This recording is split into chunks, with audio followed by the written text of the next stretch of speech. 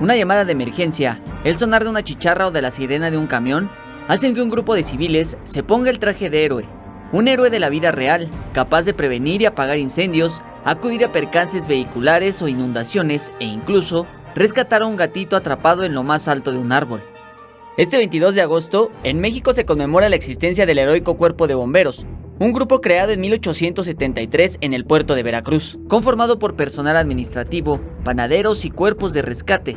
Actualmente, la Ciudad de México cuenta con 13 estaciones de bomberos y poco más de 2.600 elementos con una misión principal, la de ayudar. La misión es ayudar, salvaguardar a la ciudadanía. Nos debemos a ella. Solo tienen unos segundos para correr y colocarse un equipo con un peso cercano a los 18 kilogramos, subir al camión de rescate y emprender el camino para anteponer su vida y salvar del peligro a quien lo necesite.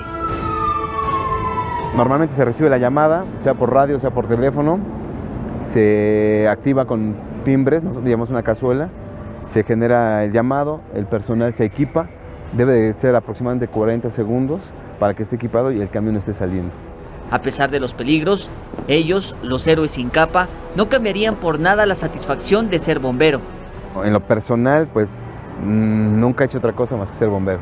No he hecho otra cosa desde que salí de la escuela, entré a los 18 años, no sé hacer otra cosa que ser bombero. No estoy más que agradecido a la institución y pues mi familia vive de ello, entonces es todo bomberos para mí. Matafuegos, tragahumos o vulcanos, como sea que se les conozca, hoy se celebra la dedicación y valentía de quienes arriesgan a diario su vida para salvar la de otros. Jesús Arias, 21 Noticias.